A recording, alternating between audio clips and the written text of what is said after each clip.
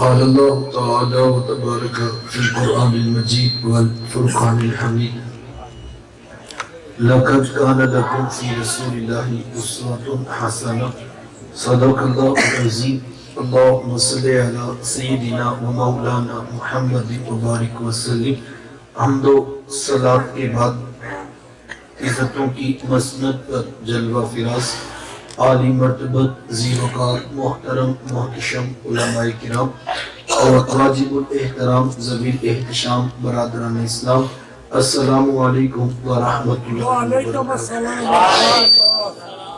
بتوفیق باری تعالیٰ مجھے اور آپ کو حضور علیہ السلام کے ذکر جمیل کی سعادت مندیاں نصیب ہو رہی ہیں۔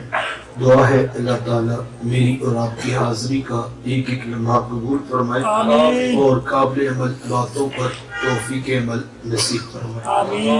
آپ جانتے ہیں کہ اللہ کے رسول صلی اللہ علیہ وآلہ وسلم کی جس وقت ولادت ہوئی تو 7 دن تک اپنی والدہ حضرت آمینہ سلام اللہ علیہ کا دودھ پیا۔ 8ویں دن یہ اعزاز دشمن اسلام ابو لہب کی تمیز سویبہ کو حاصل ہوا۔ اس نے حضور علیہ السلام کو دودھ بھی پلایا اور دیکھ بھال بھی کی۔ یہ چند دن کا دودھ تھا، یہ چند دن کی دیکھ بھال تھی، لیکن میرے آقا نے سویبہ کے اس احسان کو پوری زندگی یاد رکھا۔ مکے میں تھے تو میری ماں کہہ کے پکارا کرتے، مدنی دور آیا تو یہاں مدینے سے ان کے لیے کپڑے بھی بھجوایا کرتے اور رقم کا بھی بندوبست کیا کرتے۔ یہ ہے شریعت، یہ ہے سیرت جو حضور لے کر آئے۔ میرے حضور تشریف فرماتے، دور سے ایک بوڑھی خاتون کو اپنی طرف آتے دیکھا۔ آقا کریم علیہ السلام نے نظر پڑتے ہی اپنی مسند کو چھوڑا اور میرے حضور دوڑ لگاتے ہوئے آگے بڑھے۔ میری ماں پکارتے ہوئے جب ان کے قریب پہنچے تو اپنے کندھوں کی چادر اتار کر نیچے زمین پر بچھا دی، جسے میں اور آپ کائنات کا قیمتی اثاثہ سمجھتے ہیں۔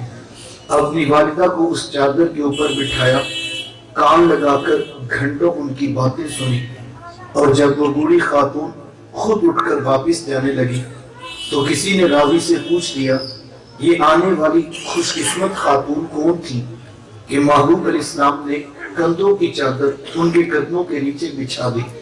تو بتانے والے نے بتایا کہ تمہیں نہیں پتا، یہی تو حضور علیہ السلام کی رضائی والدہ حضرت حلیمہ سعدیہ سلام اللہ۔ سگی ماں تو سگی ماں ہوتی ہے، میرے حضور علیہ السلام نے تو دودھ پلانے والی ماں کو بھی اتنی عزت دیتا۔ لیکن میں ہلکی سے آواز ڈبل ہو رہی ہے، لیکن کسی کی سنگل ہو جائے جزاک اللہ۔ آقا کریم علیہ السلام ایک دن صحابہ کو نماز پڑھانے آئے۔ تاحت نگاہ صحابہ نے اٹھ کر حضور کا استقبال کیا۔ محبتوں بھرا یہ ہجوم دیکھا تو چھم چھم آنکھوں سے آنسو برسنے لگے۔ ایک ٹھنڈی آہ بھری اور کیا فرمایا، لو ادرکت والدی او احدہما، کاش آج میرے ماں باپ بھی زندہ ہوتے یا ان میں سے کوئی ایک ہی زندہ ہوتا، پھر میں لوگوں کو نماز عشاء پڑھا رہا ہوتا، اس میں سورہ فاتحہ کی تلاوت کر رہا ہوتا، پھر میری ماں کو میرے ساتھ کوئی کام یاد آ جاتا، وہ دروازے پہ آتی، چلمن سرکاتی، اپنے میٹھے اور پیار بھرے لہجے میں فرماتی، ابنی محمد، میرے بیٹے محمد میری بات تو سنو۔ کہا لوگوں میں نماز کا مصلی چھوڑ کر پہلے ماں کی بات تو سن لیتا۔ زمانے کو ہم نے بتایا کہ ماں کا وجود کتنا معتبر ہوتا ہے۔ بیٹیاں کیا ہوتی ہیں یہ زمانے کو میرے محبوب علیہ السلام نے آ کر بتلایا۔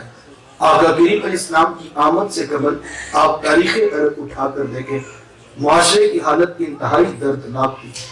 جب کسی کے ہاں بیٹی پیدا ہوتی تو شرم سے اس کا منہ کالا ہو جاتا۔ عزت اور آبرو بچانے کا باپ کے پاس ایک ہی راستہ ہوتا کہ وہ ماں کی ممتا بھری گود سے پھول جیسی بیٹی چھینتا، گڑا کھود کے دھکا دے کر اوپر مٹی ڈال دیتا۔ اگر کوئی باپ اتنا ظالم تھا، اتنا سفاک تھا تو اس قابل تھا کہ وہ معاشرے میں سر اٹھا کر جی سکتا ہے، اور اگر کسی کے ہاتھوں میں اتنی سکت نہیں کہ وہ اپنی زندہ بیٹی کو زمین میں گاڑ سکے تو اس قابل نہیں تھا کہ معاشرے میں سر اٹھا کر جی سکے۔ یہ عرب معاشرہ ہے جس کو قرآن مجید فرقان حمید نے بھی بیان کیا ہے، وہ عملاً بیٹیوں کو ذبح کیا کرتے تھے اور بہنوں کو زندہ درگور کر دیا کرتے تھے تاکہ کل ہمارا کوئی بہنوئی نہ کہلائے۔ جس دور میں بیٹی ذبح کی جا رہی تھی، بہن زندہ درگور کر دی جاتی تھی، میرے حضور اس دور میں کلمہ حق بلند کیا اور کیا فرمایا، لوگوں سن لو، فاطمہ تو بضعۃ منی، میری فاطمہ تو میرے جگر کا بھی ٹکڑا ہے۔ یہ کلمہ محبت بھی ہے اور یہ کلمہ جہاد بھی ہے۔ آج میں اور آپ اپنی بیٹی یا بہن کے لیے کوئی پیار بھری بات کہیں تو یہ بہت بڑی بات نہیں ہے۔ اس معاشرے میں بیٹی کی عزت ہے، بہن کا وقار ہے۔ یوں ہی تو نہیں بوڑھا باپ جھکی ہوئی کمر پہ بوریاں لاد لاد کے مزدوری کر رہا ہے کہ میں نے اپنی بیٹی کے ہاتھ پیلے کرنے ہیں۔ جماعت سال بھائی فیکٹری میں اوور ٹائم لگا رہے ہیں، 3 دن ٹیوشنز پڑھا رہے ہیں کہ ہم نے اپنی بہنوں کو عزت کے ساتھ رخصت کرنا ہے اور میں نے بہن کے جہیز کی ساری چیزیں پوری کرنی ہے۔ یار یہ باپ تو ذبح کرتا تھا، یہ بھائی کو زندہ درگور کر دیتا تھا، ان کے سینے میں بیٹی اور بہن کا پیار کوٹ کوٹ کر کس نے بھر دیا؟ جواب ایک ہی ملے گا، یہ فیض ہے آمینہ کے نام کا، یہ فیض ہے میلاد والے آقا کا، جنہوں نے کٹتی بیٹیوں کو عزت عطا کی، جنہوں نے ذبح ہوتی ہوئی بہنوں کو زندگی کی بہاریں عطا فرمائی۔ میرے حضور ایک دن گھر تشریف لائے تو ام المومنین حضرت عائشہ صدیقہ رضی اللہ تعالی عنہا عرض کرتی ہیں کہ حضور آج بڑا عجیب واقعہ ہوا۔ حضور میں عائشہ آج کیا ہوا؟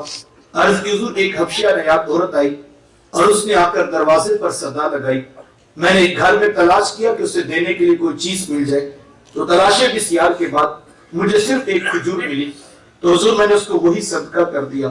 اس نے اس کھجور کے 2 ٹکڑے کیے، ایک دائیں جانب والی بیٹی کو کھلا دیا اور ایک بائیں جانب والی بیٹی کو کھلا دیا۔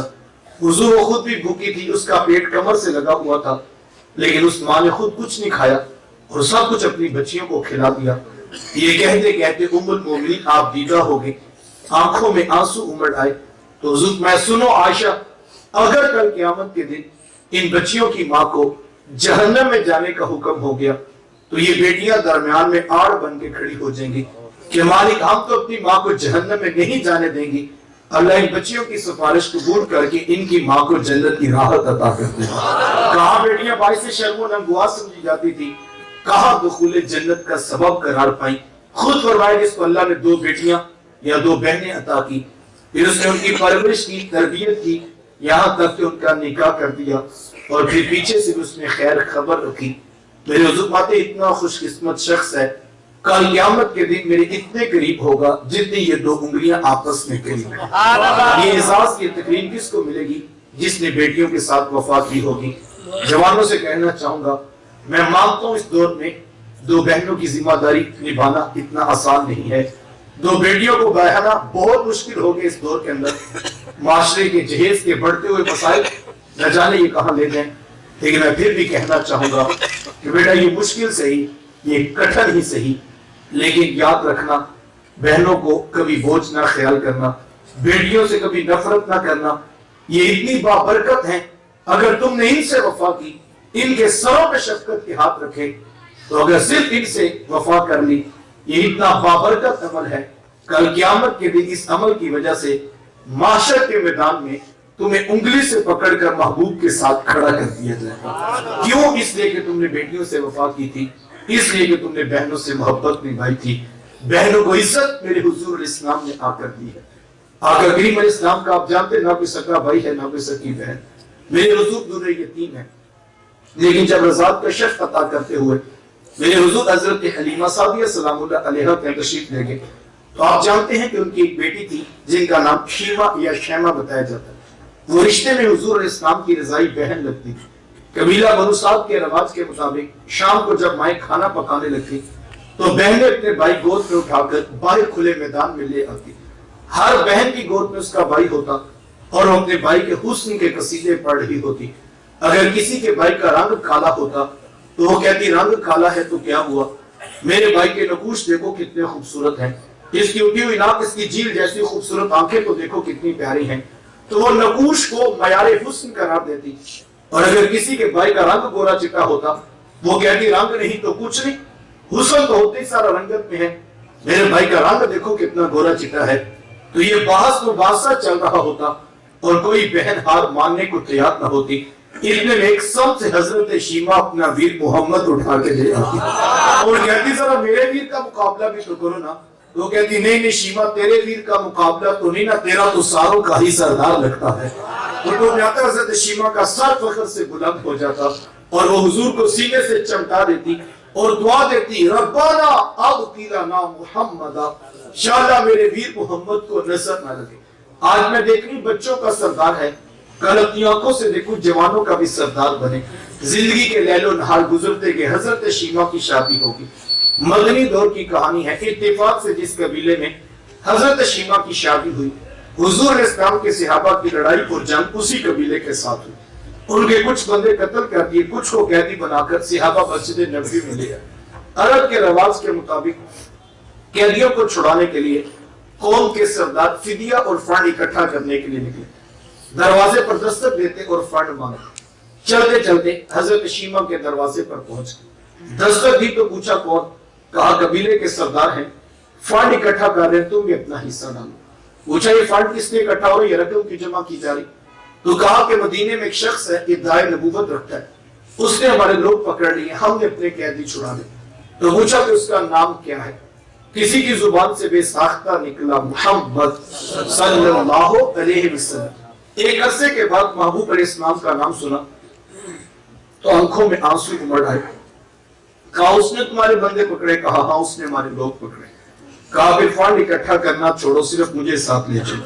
کہا تم کیا کرو گی؟ کہا تمہاری قیدی چھڑا کے لاؤں. کہا تم اسے جانتی ہو؟ کہا ہاں ہاں, تمہیں نہیں پتا وہ میرے بچپن کے بھائی ویر اور بھائی لگتے ہیں, میں تمہاری قیدی چھڑا کے دکھاؤں. حضرت شیما قبیلے کے سرداروں کو ساتھ لیا اور حضور علیہ السلام کے خیمہ نوری کی طرف سفر شروع کیا. یہ وہ وقت تھا جب ادب کی آیات نازل ہو چکی تھی. خبردار میرے رسول کی آواز سے آواز بھی اونچی نہ کریں ورنہ زندگی کی ساری کمائی غارت کر کے رکھ دی. صحابہ ننگی تلواروں سے میرے حبیب پہ پہرا دے رہے. حضرت شیما اس خیال سے کہ میں اپنے بھائی کو ملنے جا رہی, جب آگے بڑھنا چاہا تو پہرے داروں نے تلواریں سونپ دی.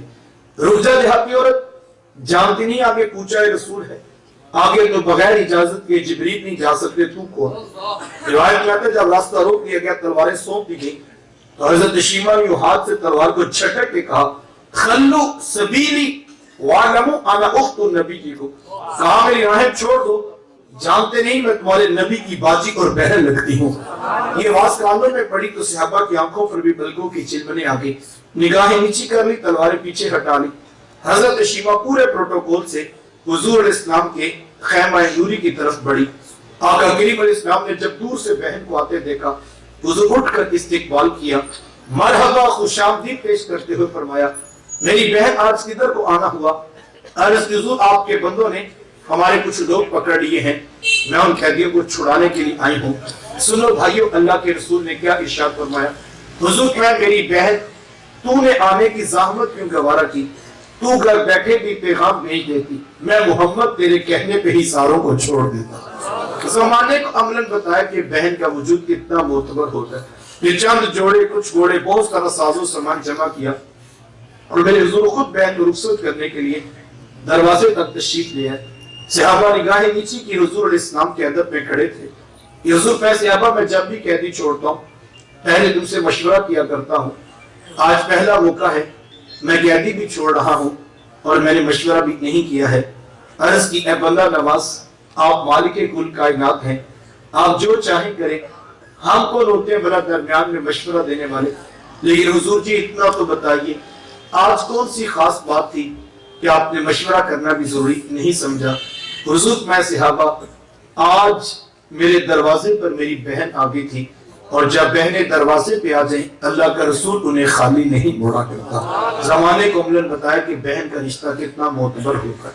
جب بیٹی ذبح کی جا رہی تھی, جب بہن زندہ درگور کر دی جاتی, جب ماں بازاروں میں بیچ دی جاتی تھی, اس دور میں بیوی کی کیا حیثیت ہو. جبکہ آج کی اس تہذیب یافتہ دور میں بھی کچھ لوگ بیوی کو پاؤں کا جوتا خیال کرتے ہیں. یہ زمانہ جاہلیت کی باتیں ہیں. آقا کریم علیہ السلام نے ازواج مطہرات کے ساتھ جو حسن سلوک کی داستانیں رقم کی ہیں, زمانہ ان کی مثال نہیں لا سکتا ہے.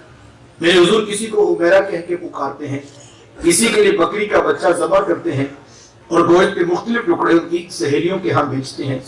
حضور کثرت سے حضرت خدیجہ الکبریٰ رضی اللہ تعالیٰ عنہ کا ذکر کیا کرتے۔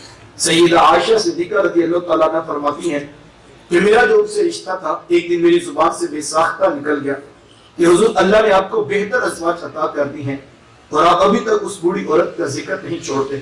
پھر حضور کے چہرے پر جلال آ گیا اور حضور میں عائشہ مجھے خدیجہ کے بارے تکلیف نہ دو، جب پورے مکے نے میرا انکار کیا تھا ایک خدیجہ تھی جس نے میرا اقرار کیا تھا۔ کہاں سے کیسے بلا سکتا ہوں جب زمانہ میری مخالفت کرتا تھا لیکن خدیجہ میرے سے محبت کی دعوے دار تھی۔ فرماتی پھر میں نے ہمیشہ محبتوں کا ہی اظہار کیا اور یہی حضرت خدیجہ الکبریٰ رضی اللہ تعالیٰ عنہا ہے۔ جب ان کا وقت آخر قریب آیا تو سیدہ فاطمہ الزہرا رضی اللہ تعالیٰ عنہا کو بھیجا اور کہا بیٹا جاؤ جا کر حضور سے چادر رحمت مانگ لو۔ سیدہ حاضر خدمت ہوئی اور آپ نے عرض کی کہ میری والدہ چادر مانگ رہی۔ آقا کریم علیہ السلام نے چادر بھی اتار کر پیش کر دی اور ساتھ فرمایا بیٹا اپنی ماں سے پوچھو یہ چادر کیا کرنی ہے۔ یہ کہتے کہتے میرے حضور بھی ساتھ تشریف لے آئے اور حضور میں کہ خدیجہ تمہیں چادر کیا کرنی ہے؟ عرض کی حضور مجھے جو بخار ہے لگتا یوں ہے جان لیوا ثابت ہوگا، میری آرزو یہ ہے کہ مجھے کفن آپ کی چادر رحمت میں عطا کیا جائے۔ یہ آقا کریم علیہ السلام کی سیرت کا کتنا بڑا ریفرنس ہے کہ بیوی آرزو کر رہی ہیں اگر مجھے شوہر کی چادر میں کفن مل جائے تو یہ رات کی حضور میری بخشش کی ضمانت ہوگی۔ آقا کریم علیہ السلام نے چادر بھی اتار کر پیش کر دی اور ساتھ تاریخ ساز جملہ ارشاد فرمایا، فرمایا خدیجہ تو نے تو صرف چادر مانگی ہے، لو ارتی جلدی لآتیتو کی، اگر تو مجھ محمد کی جلد بھی مانگتی میں وہ بھی اتار کے پیش کر دیتا۔ رشتوں کا تقدس زمانے کو میرے محبوب علیہ السلام نے آ کر سکھلایا۔ بھائی کیا ہوتے ہیں یہ زمانے کو میرے حضور علیہ السلام نے آ کر بتلایا۔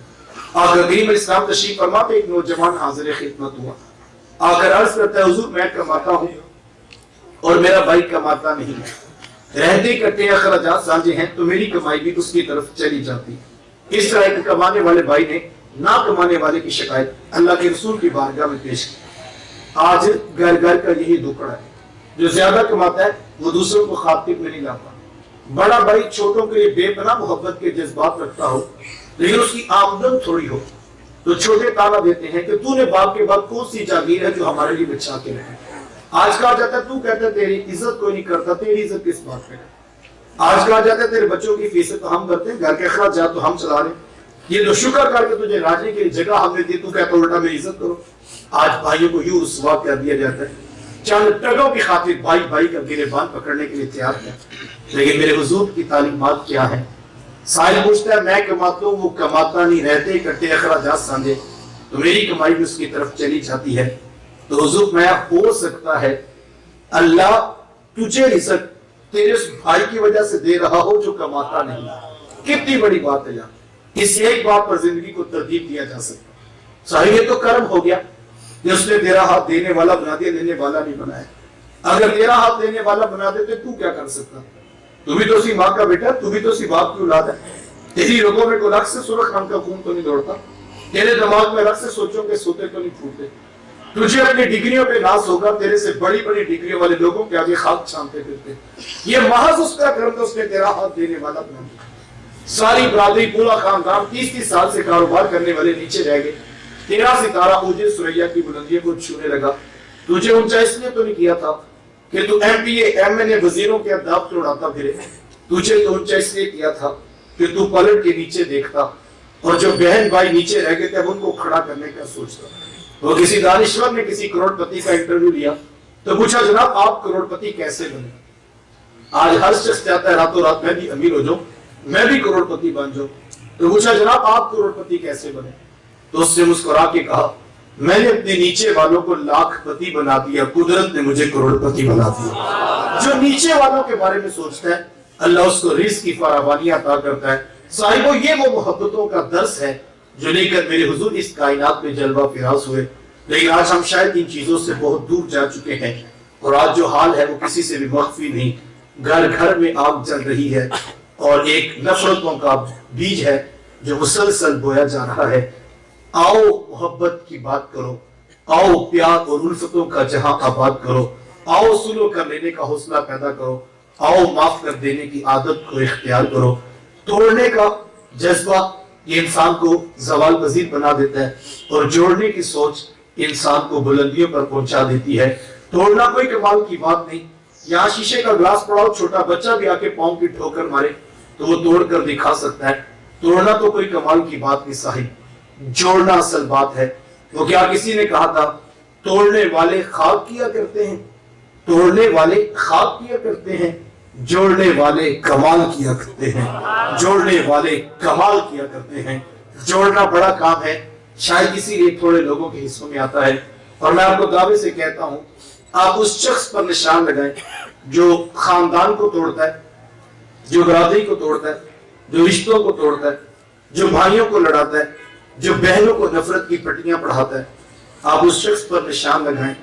ہم نے تو ایسے توڑنے والوں کی حویلیاں بھی ویران دیکھی، توڑنے والوں کے گھر کبھی آباد نہیں ہوتے، آپ اس پر مشاہدہ کر کے دیکھیں۔ اور آپ اس شخص پر نشان لگائیں جو جوڑنے کی بات کرتا ہے، جو معاف کر دینے کا حوصلہ پیدا کرتا ہے، جو سلو کر لینے کی عادت اختیار کرتا ہے۔ گھر، حویلی اور مکان شے کیا ہے یاد، ہم نے تو جوڑنے والوں کی قبروں پہ بھی محبت کے چراغ دیکھے ہیں۔ توڑنے والوں کی حویلیاں بھی ویران ہیں اور جوڑنے والوں کی قبروں پہ میلہ لگا ہے۔ اگر تمہیں یقین آئے اور تم یقین کرنا چاہو تو کبھی ہمارے پاس شہر لاہور میں آنا، جیسے راوی کراس کریں تو ایک لوہے مزار وہاں پر موجود ہے۔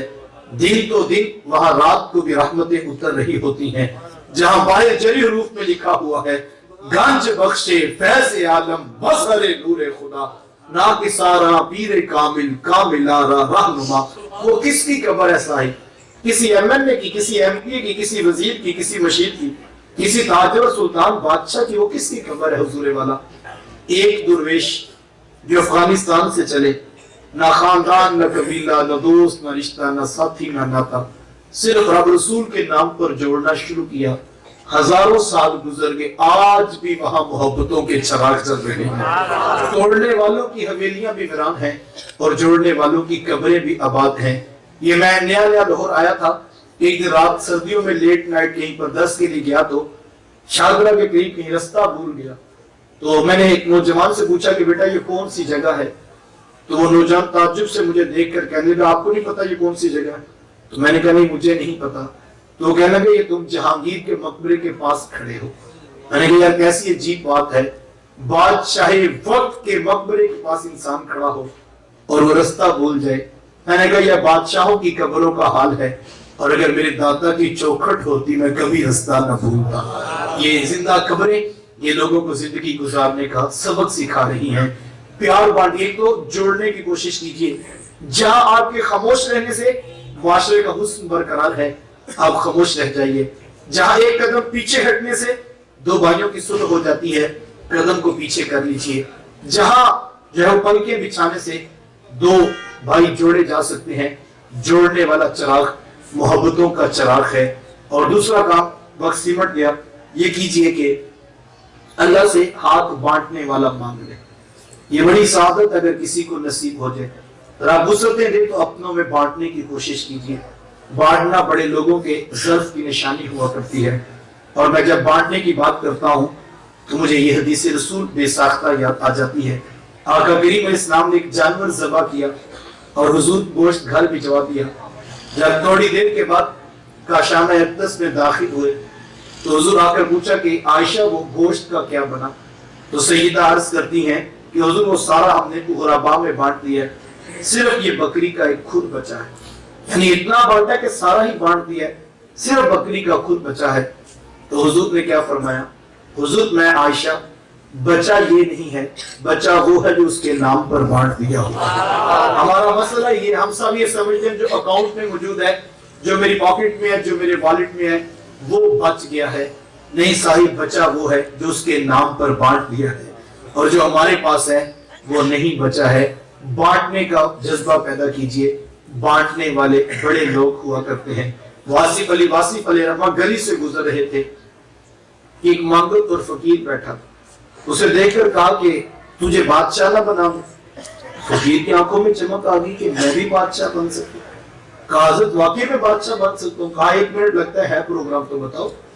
اس نے کہا حضرت میں تیار ہوں، مجھے بادشاہ بنا۔ کہا کیا ہے تیرے پاس؟ اس نے وہ جو 15-20 روپے سارے دن کے اکٹھے کیے تھے، کہا حضرت سب کچھ یہی ہے میرے پاس. کہا اچھا جاؤ یہ بانٹ کر تو پھر واپس آؤ. وہ گیا کسی کو دیے 2-4-10 روپے سے واپس آ گیا اور آ کر اپنے سادے لہجے میں پوچھتا ہے کہ حضرت میں بادشاہ کب بنوں؟ تو واسی صاحب اس کو راہ پڑے. کہا تجھے پتہ ہی لگا جو سب کچھ اس کے نام پر بانٹ دیتے ہیں وہی حقیقت میں بادشاہ ہوا کرتے ہیں. بانٹنے والے بادشاہ ہوتے ہیں حضور والا. جمع کر کر کے رکھنے والوں کو زمانہ کنجوس کہا کرتا ہے. بانٹنے کی کوشش کیجئے. دنیا سے انسان کچھ نہیں لے کر جاتا، نہ کفن کو جیب ہے، نہ قبر میں الماری رکھی جاتی ہے، سب کچھ یہی رہ جاتا ہے. اور یہی واصف صاحب کی بات پر مکمل کر دوں. واصف علی رحمہ نے کسی دور میں ایک ادارہ بنایا تو بچے وہاں پڑھنے کے لیے آیا کرتے. دل دریا تھا اور ہاتھ بانٹنے والا. اب دل بھی دریا اور ہاتھ بھی بانٹنے والا تو دونوں کون جمع کرے؟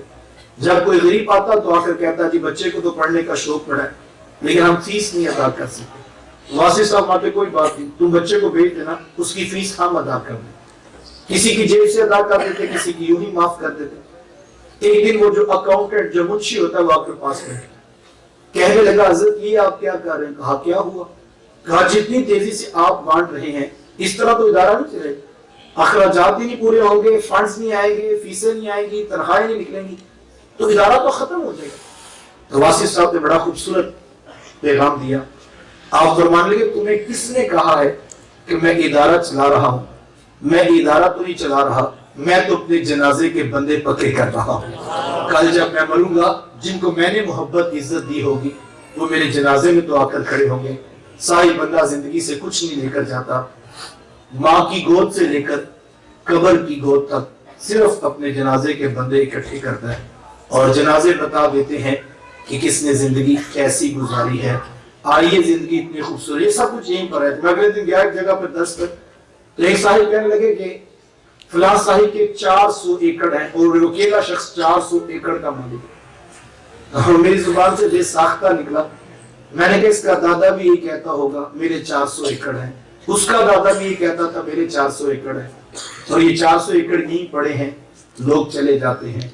زندگی کا فلسفہ ہے صاحب، ہر 100 سال کے بعد وہ رجسٹری جس کو ہم ساری زندگی سنبھال کے رکھتے ہیں اس کے اوپر سے نام کاٹ کے نیا نام لکھ دیا جاتا ہے، پھر اگلا نام، پھر اگلا نام، پھر اگلا نام. آج سے 100 سال پہلے جو موجود تھے آج ان کا رجسٹری پہ نام نہیں. وہ بڑے اس بات پہ نازا تھے ہم اتنے ایکڑ کے، اتنے پلازوں کے، اتنے سوسائٹی کے مالک ہیں، لیکن آج زمانہ ان کو نہیں جانتا. 100 سال آگے چلے جائیں میرے اور آپ کے ابھی کوئی تذکرہ نہیں ہوگا. تذکرہ ان کا ہوگا جن نے ہاتھ بانٹا اور جوڑنے کی کوشش کی، صلح کر لینے کا حوصلہ پیدا کیا. صاحب ہم نے حضور کی آمد کی خوشی میں میرا سے پیغام ختم ہو گیا لیکن مجھے حکم فرمایا کہ 15 منٹ اور کر لیں تو آپ 15 منٹ اور کے سن لیں. تو آقا کریم علیہ السلام میں بات کر رہا تھا، ہم نے حضور کی آمد کی خوشی میں کمکمے بھی روشن کیے، چراغا بھی کیا، ہم نے جھنڈیاں بھی لگائیں، ہم نے راہوں میں پھول کلیاں اور پتیاں بھی بچھائیں، ہم نے مٹھائیاں بھی بانٹ لی، ہم نے دیگیں بھی پکا لی. یہ سب کام باعث برکت ہیں، میں ان کی نفی نہیں کرتا. وہ تو نادان ہے بیچارہ جو اس عنوان پر الجھ پڑا اور نہ جانے کون کون سے فتوے ہیں جو امت پر لگا دیے گئے اور جو سوشل میڈیا پہ حال بنا پڑا الیاذ باللہ.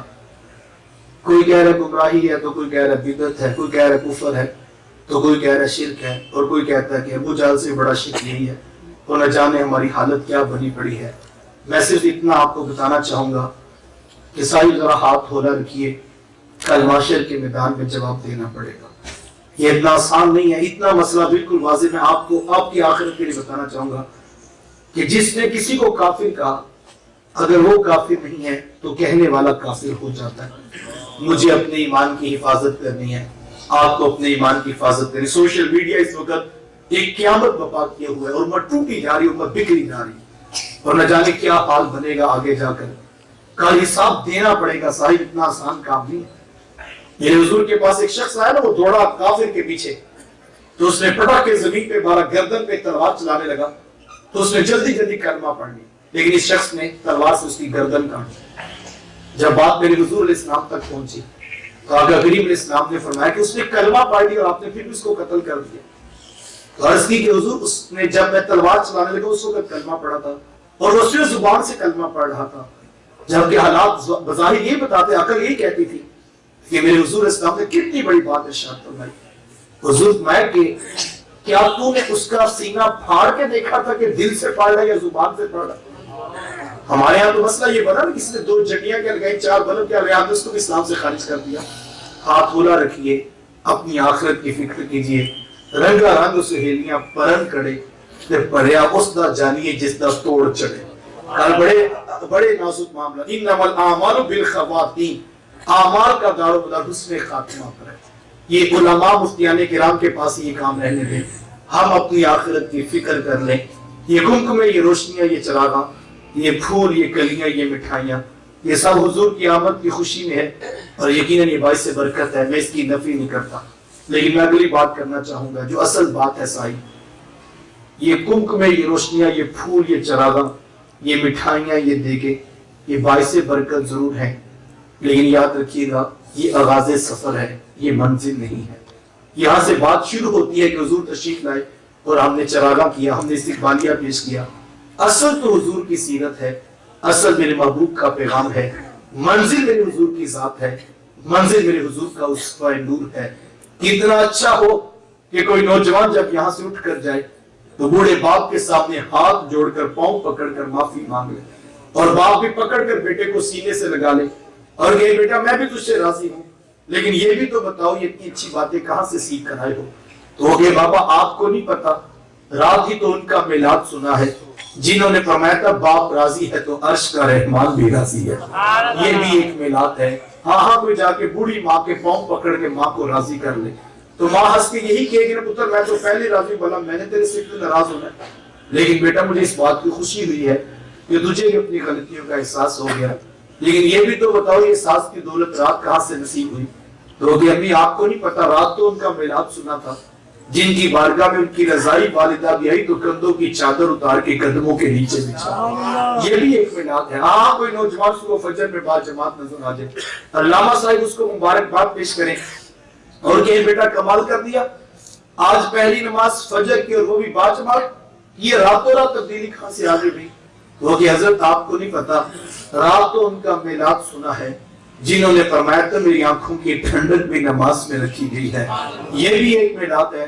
ہاں کوئی بہن اپنے اوپر برقعے کی چادر، حجاب، اوڑھنی، نقاب، سقاف لینے کا عہد کر لے. اس کی ہم جوڑیاں کالج پہ بیٹھے پوچھے کہ تو دوپٹے کو بوجھ سمجھتی تھی، تو کہتی تھی قید خانہ ہوتا ہے برقع، اب چادر بھی لے لی، برقع بھی آ گیا، حجاب، نقاب، اوڑھنی، سقاف بھی آ گیا. یہ سب کچھ کیسے بدل گیا؟